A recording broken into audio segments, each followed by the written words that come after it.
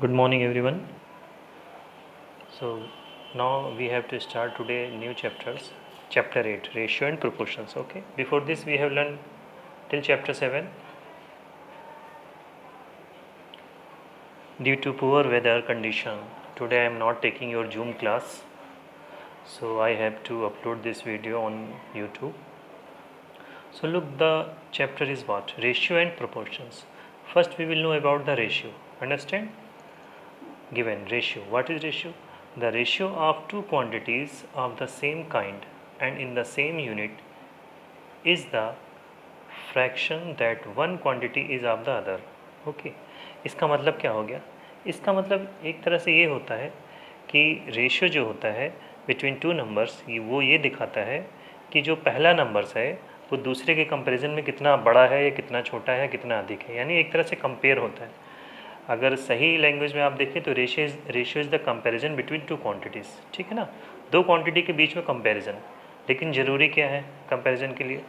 ज़रूरी ये है कि they should be of same kind and in the same unit. अब दो चीज़ें यहाँ पर जो स्पेशली लिखी हुई हैं, same kind and same unit, इसका मतलब क्या होता है? जैसे यहाँ पर एक एग्जांपल से मैं समझाऊंगा आपको। एग्जांपल 2 में the daily pocket expenses of A and B are the two persons. Pocket expense मतलब डेली जो वो खर्च करते हैं, क्या है? Are ₹60 and ₹75। अब यहाँ पर सेम काइंड का मतलब क्या हो गया? Both are the money. ₹60 और ₹70, ₹75, ये क्या है? मनी ही तो है। तो इसको बोलते हैं सेम काइंड। ठीक, क्योंकि ये भी मनी है और ये भी मनी है। अगर ये मनी होता और ये कोई नंबर ऑफ आर्टिकल होता तो डिफरेंट काइंड हो जाता। सेम काइंड का मतलब ए के लिए भी हमने मनीज़ को लिया हुआ है और बी के लिए भी मनी को लिया हुआ है, तो दोनों सेम काइंड हो गए। और सेम यूनिट क्या है? यहाँ पे रुपीज़ लगा हुआ है और यहाँ पे भी रुपीज़ लगा हुआ है, तो इसको बोलते हैं सेम यूनिट। अदरवाइज़ जो मनी की दूसरी यूनिट होती है वो पैसा भी होती है। तो अगर हम ₹60 एंड 75 पैसे लिख देते तो भी गलत हो जाता, मतलब तब हम रेशियोज़ प्रॉपरली फाइंड नहीं कर सकते, तो उसको करेक्ट रेशियो नहीं कहा जाता। कंडीशन ये है कि सेम काइंड के साथ साथ उसकी यूनिट भी सेम होनी चाहिए। तो काइंड तो सेम हो गया, बोथ आर मनी, तो इसको सेम काइंड कहेंगे। और सेम यूनिट का मतलब रुपीज़ है तो रुपीज़ होना चाहिए, पैसा नहीं हो सकता। ठीक, तो इस तरह से सेम काइंड और सेम यूनिट का आप ध्यान रखिए। बाकी रेशियो का मतलब ये होता है comparison between two quantities in which how much the first quantity is bigger than the other quantity. ये मीनिंग हो गई। इसमें भी इन्होंने यही लिखा हुआ है। ठीक है ना। अब देखिए इसको रिप्रेजेंट कैसे करते हैं। The ratio A:B is the fraction. Actually ये जो रिलेशन है आपका वो फ्रैक्शन के फॉर्म में होगा और सिंबल रेशियो का ये होता है। ठीक, कॉलन जो लगा हुआ ऊपर 2 डॉट्स। क्लियर? तो रिटेन एज A:B। बात समझ में आ गई?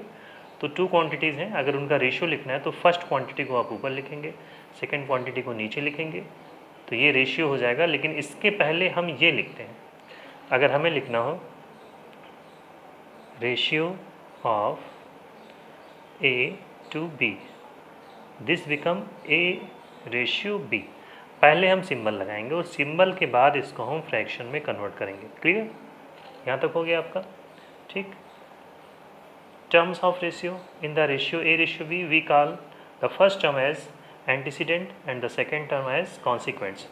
Antecedent मतलब पहले का, तो वो तो आपको दिख रहा है। इस सिंबल के पहले जो है वो हो गया एंटीसीडेंट्स और जो बाद में है उसको बोलते हैं कॉन्सिक्वेंट्स। क्लियर? तो ये एंटीसीडेंट्स हो गया, ये कॉन्सिक्वेंट्स हो गया। खैर ये दोनों नाम याद रखिए, इसका कोई बहुत ज़्यादा यूज़ इसमें नहीं होना है। आप फर्स्ट पार्ट सेकंड पार्ट भी कर सकते हैं, लेकिन ये स्पेशल नेम से एंटीसीडेंट्स और कॉन्सिक्वेंट्स। तो रेशियो ये आपका हो गया रिप्रेजेंटेशन A:B। सिंप्लीफाई के लिए इसको फ्रैक्शन बनाएंगे। ठीक, फर्स्ट पार्ट हो गया आपका यानी A एंटीसीडेंट्स और B क्या हो गया? कॉन्सिक्वेंट्स। ठीक, अब इसके आगे बताने के लिए वीडियो लंबा हो रहा है, मैं सेकेंड वीडियो में आपको डिफाइन करूँगा।